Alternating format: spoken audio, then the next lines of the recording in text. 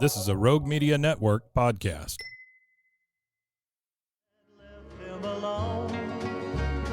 The Waco History Podcast is sponsored by Brotherwell Brewing on historic Bridge Street in Waco. Welcome to the Waco History Podcast. We're going to air for you over the next few months a special series of Waco History Living Stories. These were segments that were originally aired on KWBU here in Waco.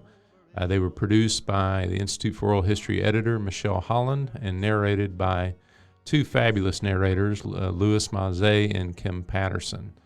And so these highlight oral histories from the collection of the Institute for Oral History at Baylor University, which I direct, which has been around since 1970 and has over 1,000 interviews related to Waco and McLennan County history, and we're happy to highlight those here. Cross the Brazos at Waco, ride hard and I'll make it by dawn. In this Living Stories vignette, we hear stories of Camp MacArthur, the extremely important Great War military installation that was located here in Waco.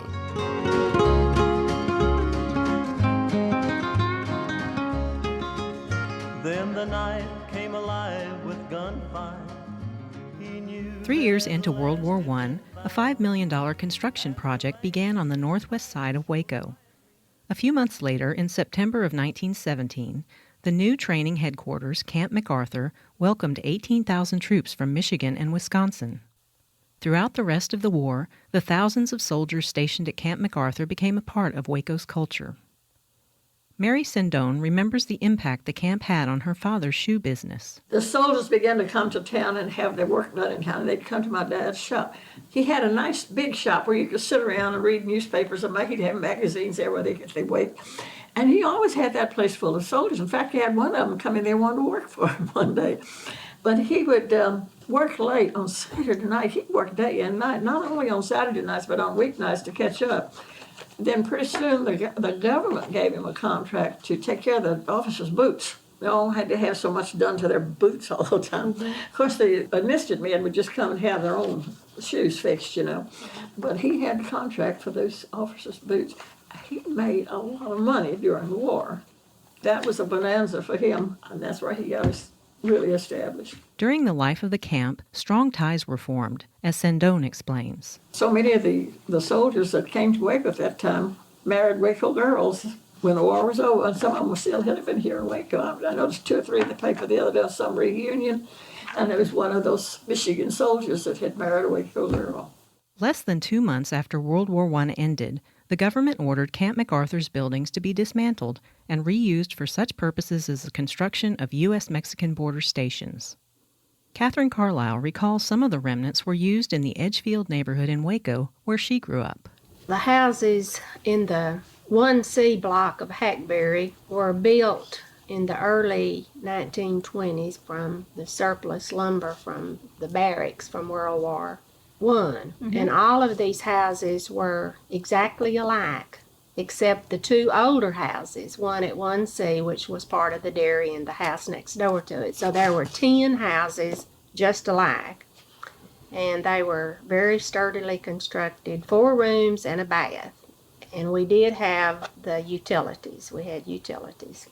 Frank Curry Jr. bought a house on former Camp MacArthur grounds and tells what he and a neighbor did soon after. A black man come down the street, had a mule and a single disc plow and a homemade rake that they'd made. We asked him what he charged to plow up all that back lot all the way across and rake it down smooth. He got out there and did all that. He dug up old hard rubber tire wheels, buckets full of them brass teardrop caps off them old trucks, and we threw all that away. Look what they're worth right now. Camp MacArthur officially closed on March 7, 1919. Since 1966, a historical marker has stood at the intersection of Park Lake Drive and 19th Street as a reminder of the camp's brief but indelible existence.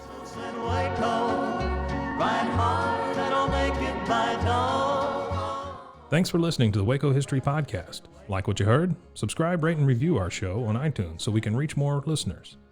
You can find show notes and info on every episode at wacohistorypodcast.com, and more info on Waco's past at wacohistory.org. Our theme music, used with permission, is Cross the Brazos at Waco, performed by the late Billy Walker. For more info on Billy's music, go to billywalker.com. Thanks for listening. We'll see you next time. When I reach San Antonio.